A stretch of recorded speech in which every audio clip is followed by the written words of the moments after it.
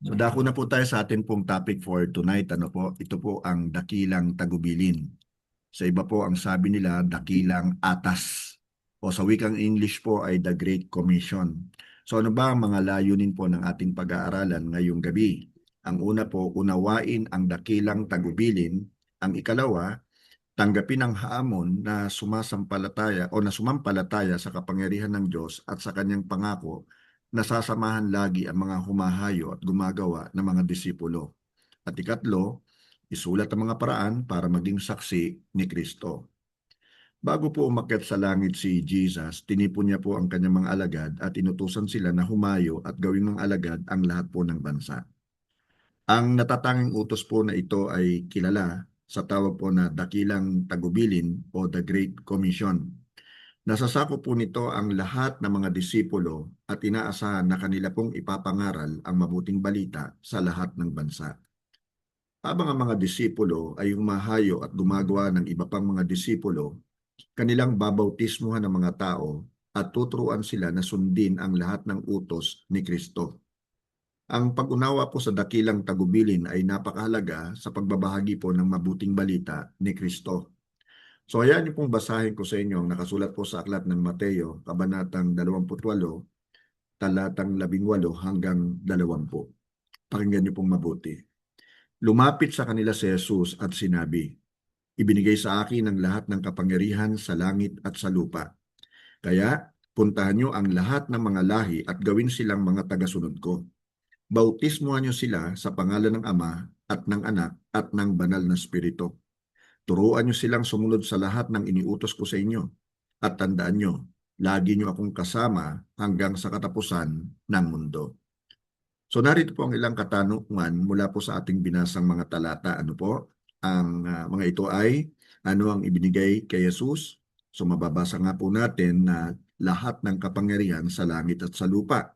Ano ang utos ni Jesus sa kanyang mga disipulo? Sila po yung humayo, ipangaral ang mabuting balita at bautismuhan. Ano ang kanyang ipinangako sa kanila? E di sasamahan po sila sa lahat ng sandali at sa lahat ng oras hanggang sa katapusan ng mundo. Doon naman po sa aklat ng Marcos, kabanatang 16, talatang 15 hanggang 16. Nakasulat po, pagkatapos sinabi ni Jesus sa kanila, "Humayo kayo sa buong mundo at ipangaral niyo ang magandang balita sa lahat ng tao. Ang lahat ng sasampalataya at magpapabautismo ay maliligtas. Ngunit ang hindi sasampalataya ay parurusahan."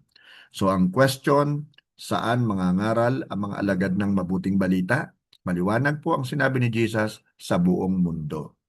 Doon naman po sa aklat ng Marcos, kabanatang 13, mga talatang 9 hanggang 12, nakasulat naman po, "Mag-ingat kayo dahil dadakpin kayo at dadalhin sa hukuman at hahagupitin kayo sa sambahan ng mga Hudyo.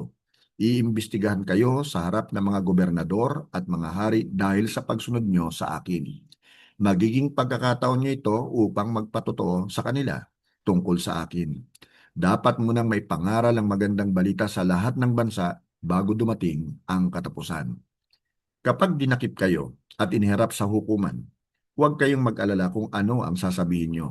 Basta't sabihin nyo ang ipinapasabi ng Banal na Espiritu sa oras na yon, sapagkat hindi kayo ang magsasalita kundi ang Banal na Espiritu sa pamamagitan nyo.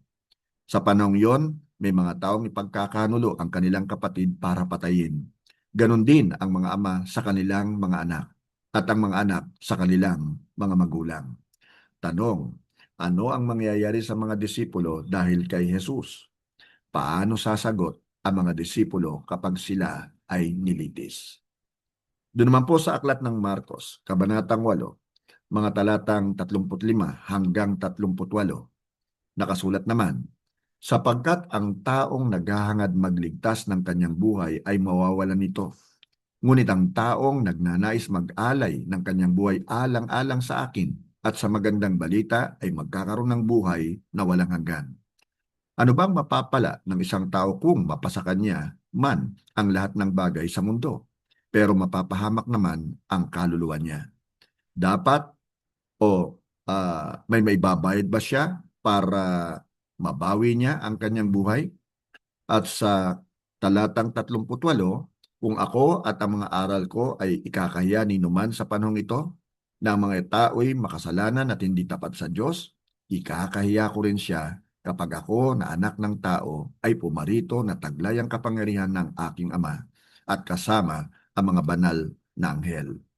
Mula po sa mga talatang ito, meron pong ilang mga katanungan na sagutin na lang po natin. Ano po? Ang una po, ano ang mangyayari sa mga nakahandang mamatay para kay Jesus at sa mabuting balita? Ano ang mangyayari sa mga magtatatwa kay Jesus at sa kanyang salita? Doon naman po sa aklat ng Lucas, kabanatang Siyam, mga talatang 1 hanggang 6, mababasa po natin. Isang araw, tinipon ni Jesus ang 12 apostol at binigyan ng kapangyarihang magpalayas ng lahat ng masasamang espiritu at magpagaling ng mga sakit. Pagkatapos, sinugo niya sila upang mangaral tungkol sa paghahari ng Diyos at magpagaling ng mga may sakit. Sinabi niya sa kanila, huwag kayong magdala ng anuman sa inyong paglalakbay, kahit tungkod, bag, pagkain, pera o bisan. Kapag tinanggap kayo sa isang bahay, doon kayo makituloy hanggang sa pag-alis nyo sa bayang iyon. At kung ayaw kayong tanggapin ng mga tao sa isang bayan, umalis kayo roon at ipagpag nyo ang alikabok sa mga paa nyo bilang babala sa kanila. Pagkatapos noon, umalis ang mga apostol at pumunta sa mga nayon. Nangaral sila ng magandang balita at nagpagaling ng mga may sakit kahit saan. Mga katanungan po, ano ang ibinigay ni Jesus sa kanyang mga disipulo? Ano ang kanyang ginawa pagkatapos nabigyan sila ng kapangyarihan at kapamahalaan?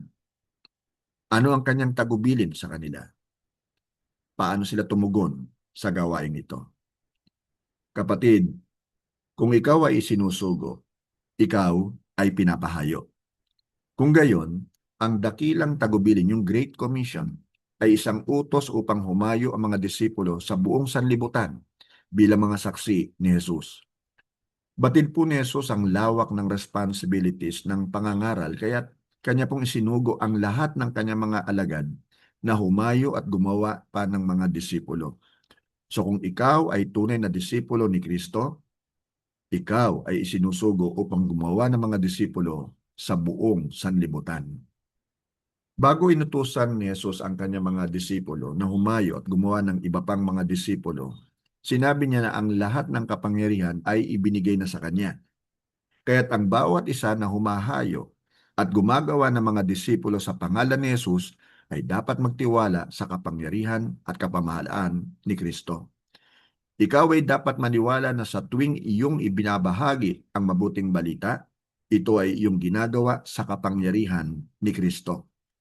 Hindi ka dapat matakot na ibahagi ang mabuting balita dahil sa ang kapangyarihan ni Kristo ay sumasa iyo. Meron pong ilang tao na nakafocus lamang sa paghayo at pangangaral ng mabuting balita. Para po sa kanila, sapat na ang pangangaral ng mabuting balita. Bagamat ang mabuting balita ay makapangyarihan, ang utos ay hindi lubusang may sasakatuparan kung hindi gagawin ang gumawa ng disipulo. Sa kabilang dako naman po, may ibang tao ang ginagamit ang pagdidisipulo na dahilan para hindi humayo at ipangaral ang mabuting balita. Sinasabi nilang sila'y abala na sa pagdidisipulo kaya hindi na sila makakahayo at makakapangaral ng mabuting balita. Kapatid kaibigan, hindi po ito maaari. Iisa lamang po ang tagubilin ni Jesus. Ano yon? Humayo at gumawa ng mga disipulo. Magkasama. Ikaw ay dapat na humayo at gawing disipulo ang mga tao habang ikaw ay humahayo. Kailangan mong magpadisipulo at kailangan mo ring magdisipulo. Sabayan ng paghayo at pangangaral ng mabuting balita. Kailangan mong humayo at gawing mga disipulo ang iyong pamilya, ang iyong mga kaibigan, mga kaklase kung ikaw ay nag-aaral, mga katrabaho kung ikaw naman ay isang empleyado, mga kamag-anak at iba pa. Ikaw ay kailangan ding humayo at gawing alagad ang mga taong naiiba ang kultura. Inuulit ko, hindi ikaw ang pipili kung hahayo ka o magdidisipulo. Kailangan mong gawin ang dalawang ito. Humayo at gawing mga disipulo ang mga tao sa iyong paghayo, sabay po yan na gawain. So, turuan sila. Ang pagtuturo po ay isang napakahalagang sangkap sa pagdidisipulo. Kailangan po nating tulungan ang mga bagong Christians na mas makilala si Kristo, ang kanya pong mga turo, at ang kanya pong mga prinsipyo. Kailangan po natin silang tulungan na maunawaan ang salita ng Diyos at hikayatin sila na sumunod sa mga sinasabi nito. Bautismuhan sila. Kailangan mo ring hamunin ang mga tao na magpabautismo sa pangalan ng Ama at ng Anak at ng Banal na Espiritu.